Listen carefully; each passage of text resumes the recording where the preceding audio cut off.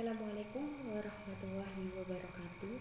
Perkenalkan, nama saya Putri Indah Kartikasari dari Prodi PAI semester 7A. Perkenalkan, nama saya Siti Komarul Laili. Kami sebagai kelompok 2 akan menjabarkan materi kami yang berjudul Dasar Filosofi Pendidikan Karakter dan Pendidikan Karakter Ki Hajar Dewantara. Hakikatnya, pendidikan karakter adalah pendidikan nilai yang membantu memfasilitasi peserta didiknya untuk tumbuh dan berkembang menjadi manusia yang sempurna, yaitu sempurna moralnya dan juga pengetahuannya. Adapun dasar hukum pelaksanaan pendidikan karakter di Indonesia yaitu berlandaskan pada Pancasila dan Undang-Undang Dasar 1945, seperti yang telah dimuat pada 1 Undang-Undang Dasar 1945 Amandemen, yaitu terletak pada pembukaan alinea keempat. Yang kedua, Undang-Undang Dasar Nomor 17 Tahun 2007 tentang RJPN atau Rencana Jangka Panjang Nasional, yaitu pembangunan dalam 20 tahun mendatang, adalah terwujudnya masyarakat Indonesia yang bermoral, berakhlak mulia, berbudaya, dan beradab. Capaian keberhasilan ini dapat ditandai dengan terwujudnya karakter bangsa dan makin mantapnya budaya bangsa. Yang ketiga, Undang-Undang Dasar Nomor 20 Tahun 2003 tentang Sistem Pendidikan Nasional. Undang-undang ini menekankan pada lembaga pendidikan untuk mewujudkan dua hal, yakni mengembangkan kemampuan dan membentuk watak. Dan yang terakhir, Inpres Nomor 1 Tahun 2010 yang menekankan metode pembelajaran aktif, membentuk daya saing dan karakter bangsa. Di sini saya akan menjelaskan tentang sosok Ki Hajar Dewantara. Ki Hajar Dewantara lahir di Yogyakarta pada tanggal 2 Mei 1889. Ia terlahir dengan nama Raden Mas Suewardi Suryaningrat. Ia berasal dari lingkungan keluarga Keraton Yogyakarta. Raden Mas Suwardi Suryaningrat saat genap berusia 40 tahun menuntut hitungan tahun Caka berganti nama menjadi Ki Hajar Dewantara. Semenjak saat itu ia tidak lagi menggunakan gelar kebangsawannya di depan namanya. Ayahnya adalah Kanjeng Pangeran Aryo Suryaningrat dan ibunya bernama Raden Ayu Sandiah Suryaningrat. Ibunya sendiri merupakan anak dari Paku Alam. Julukan Ki Hajar Dewantara saat masih kecil adalah Den Mas Jemblung atau Buncit. Ki Hajar Dewantara sendiri yaitu seorang pahlawan nasional Indonesia. Beliau juga seorang bapak pendidikan nasional. Ki Hajar Dewantara tadi sudah saya sebutkan, lahir pada 2 Mei 1889. Beliau menamatkan sekolah di ELS, Sekolah Dasar Belanda, lalu melanjutkan ke Stovia, Sekolah Dr. Bumi Putra, meski tidak ia tamatkan akibat sakit yang dideritanya. Ki Hajar Dewantara sendiri ini dikenal sebagai aktivis sekaligus jurnalis pergerakan nasional yang memberani. Ia menjadi wartawan di beberapa surat kabar seperti Sediotomo, Midden Java, The Express, dan lain sebagainya. Sementara itu, ia sempat bergabung dengan Budi Utomo di Batavia, Jakarta pada 20 Mei 1808. Kemudian keluar dan mendirikan IP bersama Cipto Manungkusumo serta 3 serangkai pada 25 Desember 1912. Di tanah air, Ki Hajar Dewantara mencurahkan perhatiannya di bidang pendidikan untuk meraih perjuangan kemerdekaan. Di situ Ki Hajar Dewantara mendirikan sekolah perguruan nasional Taman Siswa pada 3 Juli 1922. Setelah kemerdekaan, Ki Hajar Dewantara pernah menjabat sebagai Menteri Pendidikan, Pengajaran, dan kebudayaan yang pertama. Nama Ki Hajar Dewantara ini juga diabadikan sebagai seorang tokoh dan pahlawan pendidikan atau Bapak Pendidikan Nasional. Selanjutnya di sini saya akan membahas tentang filosofi pendidikan Ki Hajar Dewantara. Karena pendidikan bagi setiap orang sangat penting untuk menjadi orang yang berakhlak mulia, bijaksana, serta menjadi pemimpin yang membawa bangsa ini menjadi lebih baik, maka erat hubungannya dengan filosofi pendidikan Bapak Pendidikan, yaitu Ki Hajar Dewantara. Di sini Bapak Pendidikan memiliki 3 filosofi. Yang pertama, Ing Ngarsa Sung Tulodo, yang kedua, Ing Madya Mangunkarso, yang ketiga, Tutwuri Handayani. Selanjutnya di sini saya akan membahas terlebih dahulu tentang Ing Ngarsa Sung Tulodo.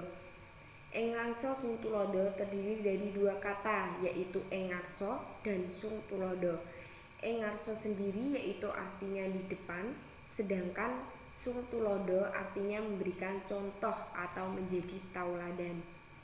Maksudnya, seorang pemimpin apabila di depan harus bisa memberikan contoh atau menjadi panutan bagi yang dipimpinnya atau warganya atau peserta didiknya. Di sini kita diajak agar selalu memperhatikan di belakangnya. Jadi, maksud dari Ing Ngarsa Sung Tulodo sendiri yaitu seorang pamong atau guru hendaknya di depan memberikan tauladan atau contoh bagi anak didiknya. Meskipun pada tiap tingkah pendidikan dan berbagai kondisi seorang pamong atau guru dapat menerapkan sikap yang berbeda-beda, tetapi pada dasarnya untuk keseluruhan itu tetap berlaku Tutwuri Handayani. Selain dari pengertian-pengertian di atas yang sudah saya jelaskan, seorang pamong atau guru masih dipersyaratkan. Yang pertama, ideologi Pancasila. Seorang guru itu harus mempunyai keyakinan terhadap Pancasila, ideologi yang mantap.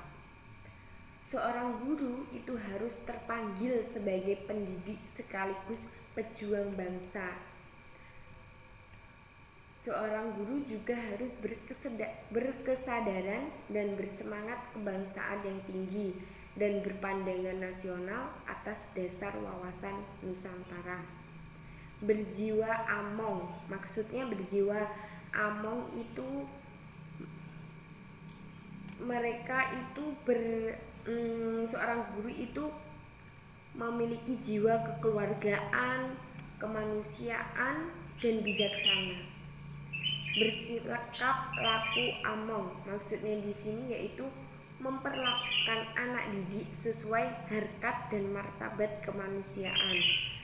Untuk yang kedua, menempatkan anak didik dalam proses pendidikan.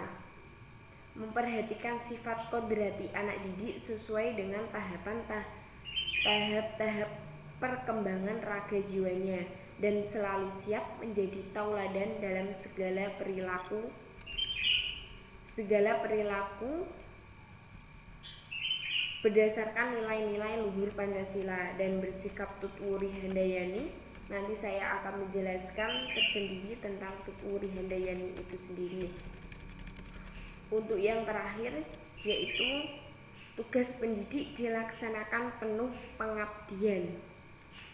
Saya akan memberikan contoh tentang Ing Ngarsa Sung Tulodo, yaitu seorang pendidik harus mempunyai jiwa yang disiplin. Yang kedua, pemimpin yang amanah. Selanjutnya, Ing Ngarsa untuk filosofi pendidikan yang kedua yaitu Ing Madya Mangunkarso. Ing Madya Mangunkarso sendiri di sini ada 3 kata yaitu Ing Madya, Mangun, dan Karso. Ing Madya sendiri berarti di tengah-tengah. Mangun artinya membangun, membantu, membentuk. Sedangkan Karso sendiri yaitu hasrat atau kehendak. Jadi yang dimaksud dengan Ing Madya Mangunkarso yaitu di tengah-tengah membangun atau membentuk kehendak atau hasrat. Di sini seorang pamong atau guru atau pendidik dituntut untuk mampu membangkitkan semangat atau memberikan motivasi kepada anak didik untuk maju dan berkembang seoptimal mungkin. Untuk yang ketiga yaitu tuturi handayani. Tuturi handayani berasal dari dua kata, yaitu tuturi dan handayani. Tuturi berarti mengikuti dari belakang dengan memberi kebebasan kepada sang anak untuk dapat berkembang atau bergerak sesuai dengan kemauan dan kodratnya. Sedangkan handayani sendiri yaitu memerdekakan yang berfaedah, memberi pengaruh, melibatkan diri apabila perlu, jika anak akan bertindak membahayakan bagi keselamatan diri sang anak tersebut. Guru sebagai orang tua kedua yang menerapkan asah, asih, dan asuh. Guru bukan sebagai pengajar saja, tetapi peranan mendidik yang sangat diutamakan. Dalam pengertian tuturi berarti membiarkan peserta didik menuruti bakat dan kodratnya, tetapi tetap diperhatikan guru. Di dalam handayani itu artinya guru memengaruhi peserta didik dalam arti membimbing atau mengajarnya. Maksudnya di sini ketika siswa memiliki bakat dalam hitung berhitung, berarti siswa itu memiliki bakat di bidang matematika. Sedangkan guru itu kodratnya tetap diperhatikan, murid itu tetap diperhatikan dan dibimbing atau diajar. Dari pernyataan di atas, maka akhlak guru menurut Ki Hajar Dewantara adalah ing ngarsa sing tulodo, ing madya mangunkarsa, dan tuturi handayani.